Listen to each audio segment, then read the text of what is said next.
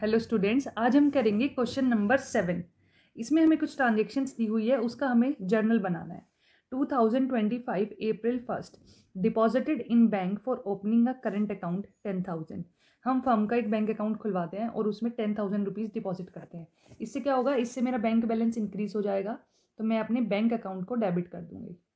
ठीक है, और कैश मेरा रिड्यूस हो रहा है, तो मैं कैश अकाउंट को क्रेडिट करूंगी। और यहाँ पे नरेशन लिखी जाएगी, open a bank account. Amount रहेगी 10,000। ठीक है, और डेट है 2025 अप्रैल 1।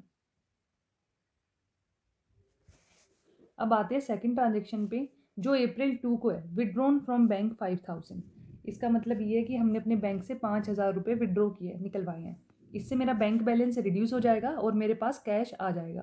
तो मेरे पास अगर कैश आएगा तो कैश अकाउंट को डेबिट करना पड़ेगा, और बैंक बैलेंस रिड्यूस हो रहा है तो उसे हम क्रेडिट करेंगे। ठीक है, अमाउंट है 5,000। नरेशन होगी कैश विड्रॉन फ्रॉम बैंक, तो मैं यहाँ लिखूंगी कैश विड्रॉन फ्रॉम बैंक। अब आते हैं अपनी नेक्स्ट ट्रांजेक्शन पे, जो है अप्रैल 5 को। Received a cheque from Ramesh. Ramesh से हमने एक चेक रिसीव किया। To whom goods were sold for 12,000 last year, जिसे हमने लास्ट ईयर 12,000 के गुड्स बेचे थे। ठीक है, allowed him 1% discount on payment, और हमने उसे 1% का डिस्काउंट भी दिया पेमेंट करने पे। तो 12,000 की मैंने उसे सेल की थी, इस पर मैंने उसे 1% का डिस्काउंट दिया। ठीक है, तो 12,000 का हमें 1% कैलकुलेट करना है। ठीक है, ये आएगा मेरे पास 120 रुपीज़। तो इसे माइनस करेंगे तो मेरे पास अमाउंट बचेगा 11,880। इसका मतलब ये हुआ कि जो चेक मैंने रिसीव किया है वो 11,880 रुपीज़ का था। ठीक है, तो मैं यहाँ पे लिखूंगी अप्रैल, डेट क्या होगी हमारी, अप्रैल 5। ठीक है, तो मैंने चेक रिसीव किया है, तो मैं यहाँ लिखूंगी चेक इन हैंड। ठीक है, तो cheque in hand account debited. फिर मैंने डिस्काउंट दिया, तो मेरी फर्म के लिए वो एक्सपेंस है, तो मैं यहाँ पे डिस्काउंट अलाउड अकाउंट को डेबिट करूँगी। और ये सब हमने किससे रिसीव किया है, रमेश। ठीक है, तो मैं रमेश जो हमारा गिवर है उसके अकाउंट को हम करेंगे क्रेडिट। ठीक है, चेक इन हैंड कितने का है, 11,880। डिस्काउंट कितना दिया मैंने, 120। टोटल अमाउंट हो गया 12,000। ठीक है, और इसकी नरेशन क्या होगी, नरेशन होगी पेमेंट रिसीव फ्रॉम रमेश।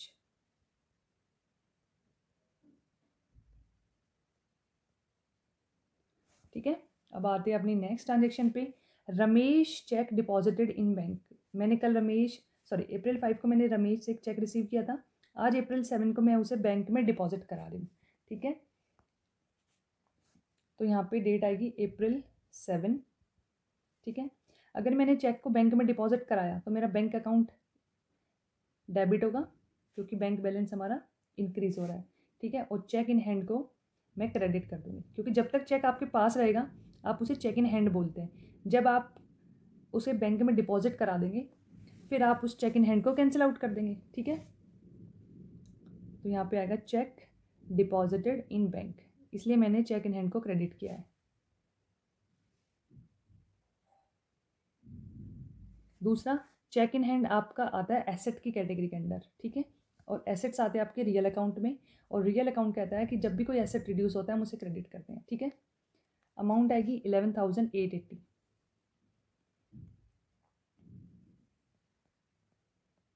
अब आते हैं हम अपनी नेक्स्ट ट्रांजेक्शन पे, जो है अप्रैल 9 को। Ramesh cheque dishonoured, bank charges 20।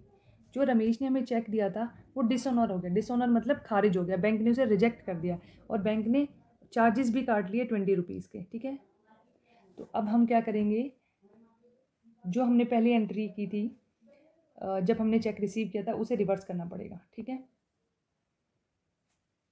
तो मैं यहाँ पे लिखूँगी अप्रैल 9। मैं यहाँ पे रमेश के अकाउंट को डेबिट करूँगी फिर से। अच्छा, पहले रमेश की लाइबिलिटी थी कि वो मुझे 12,000 पे करे। ठीक है, क्योंकि मैंने उसे 12,000 के गुड्स की सेल्स करी थी। अब बैंक ने मुझसे 20 रुपीज़ एक्स्ट्रा चार्ज कर लिए हैं, लेकिन मेरा जो ये नुकसान हुआ है बैंक चार्जेस वाला, वो किसकी वजह से हुआ है? रमेश। तो मैं कहाँ से रिसीव करूँगी? रमेश, ठीक है। फिर जो मैंने जैसे डिस्काउंट दिया था वो भी मुझे कैंसिल करना पड़ेगा। तो डिस्काउंट जब मैंने दिया था तो मैंने उसे डेबिट किया था, अब मैं उस डिस्काउंट को कैंसिल करूँगी तो क्रेडिट करूँगी, ठीक है।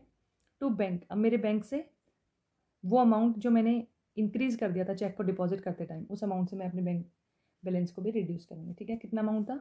11,880 प्लस 20, क्योंकि बैंक ने 20 रुपये अपने बैंक चार्जेस भी काटे। तो बैंक अकाउंट जो हमारा 11,880 से हमने डेबिट किया था, पहले उसे क्रेडिट करेंगे और एडिशनली 20 रुपीज़ और ऐड करेंगे बैंक चार्जेस वाले।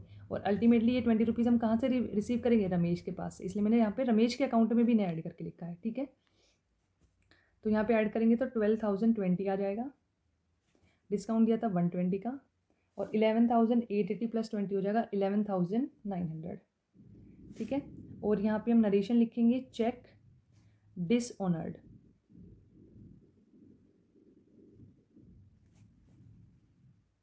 अब आते हैं नेक्स्ट ट्रांजेक्शन पे जो अप्रैल 20 को है। Ramesh settled his account by issuing cheque including ₹60 for interest. अब रमेश ने क्या किया? अपनी अकाउंट को सेटल कर लिया है, ठीक है, मतलब अपना हिसाब चुका दिया है। कैसे? एक चेक इशू करके जिसमें उसने 60 रुपीज़ हमें इंटरेस्ट के भी दिए हैं, ठीक है। तो टोटल हमने अब जो रमेश है उससे रिसीव किया 12,080, ठीक है। और करने कितने थे? यहाँ पे मैंने लिखा है 12,020। अब उसने दिए 12,080, इसका मतलब जो उसने 60 रुपीज़ एक्स्ट्रा दिए वो उसने इंटरेस्ट के लिए, ठीक है। समझ में आ गया? अब हम आते हैं आगे। तो जब हमने इंटरेस्ट रिसीव किया तो वो हमारी इनकम है, तो मैं यहाँ पर रिकॉर्ड करूँगी अप्रैल 20 को। पहले मैं अपने इंटरेस्ट अर्न करने के लिए करूँगी, ठीक है। तो मैं यहाँ पे रमेश अकाउंट को डेबिट करूँगी, किससे? इंटरेस्ट रिसीव्ड अकाउंट से।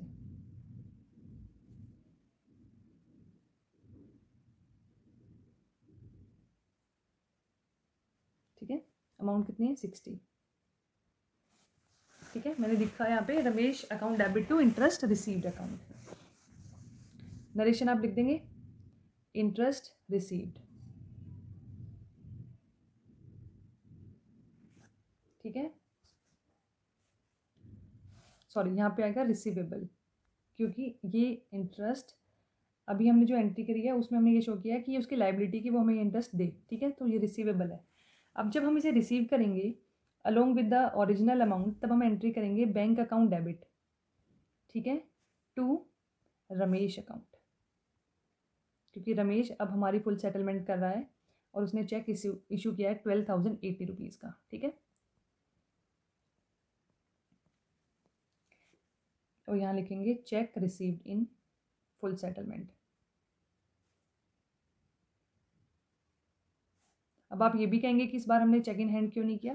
क्योंकि जब लास्ट ट्रांजेक्शन में चेक इन हैंड किया था तो उसके बाद हमें एक और ट्रांजेक्शन दी हुई थी जिसमें लिखा था कि ये चेक अब हम फर्म में बैंक में डिपॉजिट करने जा रहे हैं। उसका मतलब हमने सेम डे डिपॉजिट नहीं किया था, वो उन्होंने बताया था। इस केस में क्या हुआ? देखो मैं यहाँ पे आपको दिखाती हूँ एक बार।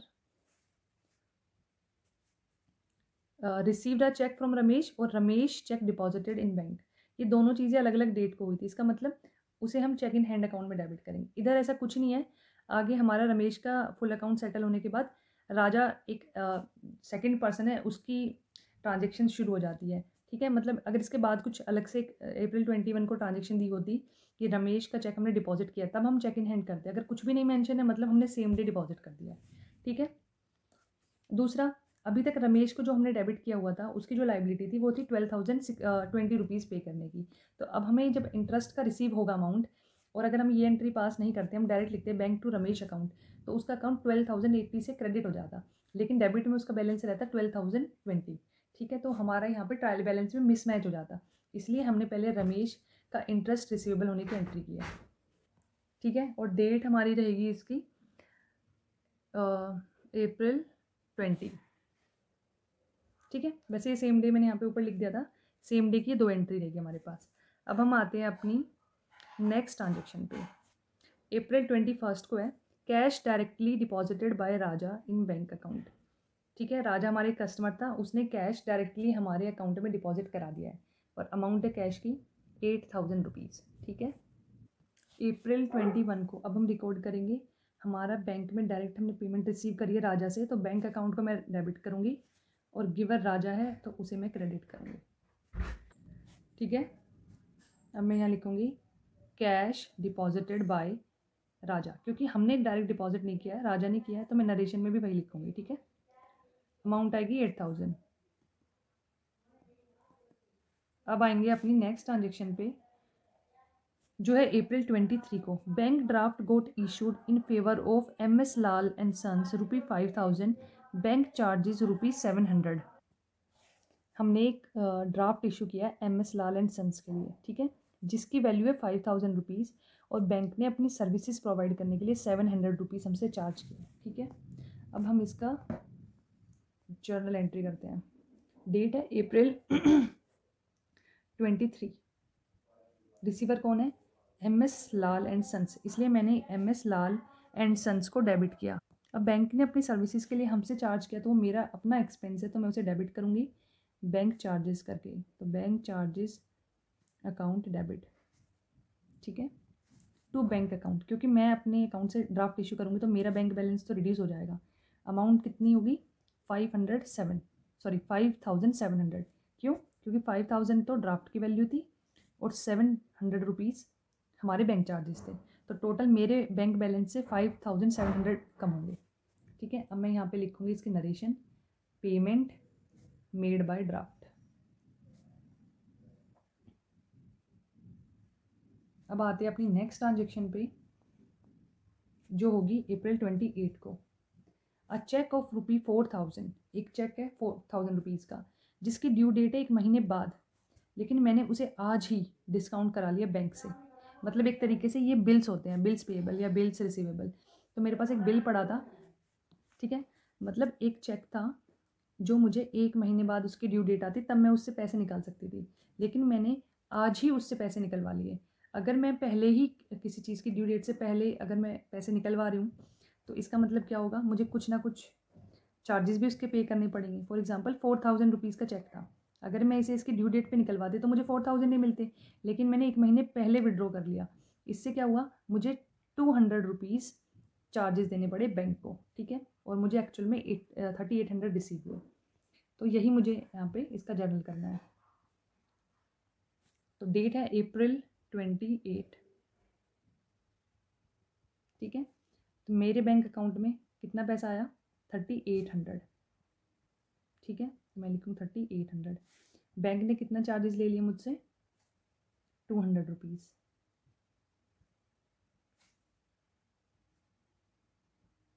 और यहाँ पे मैं लिखूँगी टू चेक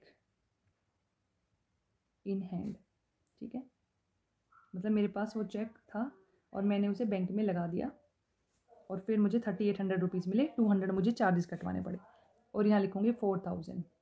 नरेशन होगी चेक डिस्काउंटेड फ्रॉम बैंक,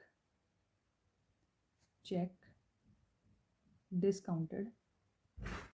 अब आते हैं हम अपनी नेक्स्ट ट्रांजेक्शन पे, जो अप्रैल 30 को है। Received a cheque from Shyam after banking hours, amount है चेक की ₹1000।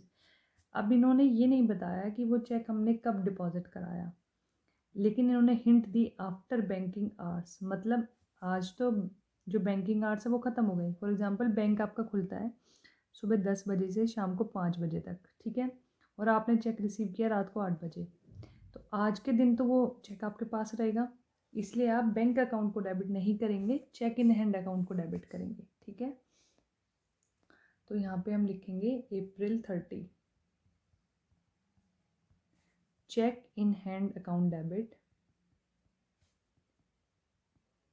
गिवर कौन है चेक का? श्याम, तो मैं यहाँ पे श्याम के अकाउंट को क्रेडिट करूँगी। और नरेशन में लिखेंगे चेक रिसीव्ड, अमाउंट रहेगी 1000। अब आते हैं नेक्स्ट ट्रांजेक्शन पे, जो अप्रैल 30 को ही है। गुड्स सोल्ड फॉर कैश 7000, हमने गुड्स की सेल्स करी है ₹7000 की, ठीक है, and half of the cell proceed deposited in bank. 7000 के गुड्स बेचे हमने, जिसमें से 3500 हमने कैश में रिसीव किए और हाफ जो प्रोसीड थी उसे हमने बैंक में डिपॉजिट कर दिया है। इसका मतलब क्या हुआ? इसका मतलब ये हुआ कि अप्रैल 30 को जो सेल हुई है उसका आधा पैसा बैंक में गया, तो बैंक अकाउंट डेबिट, आधा पैसा हमारे पास कैश में आया तो कैश अकाउंट डेबिट। ठीक है, और ये सारी पैसे कहाँ से आए हैं? सेल से, तो यहाँ पे लिखेंगे टू सेल्स अकाउंट। नरेशन होगी गुड्स सोल्ड, अमाउंट होगी सेल्स की 7500, तो बैंक में 50% अमाउंट आए तो 3500, बाकी कैश है। ठीक है, तो इस तरीके से हमने क्वेश्चन नंबर 7 को कंप्लीट कर लिया है। ठीक है, आई होप आपको समझ आया होगा। Thank you.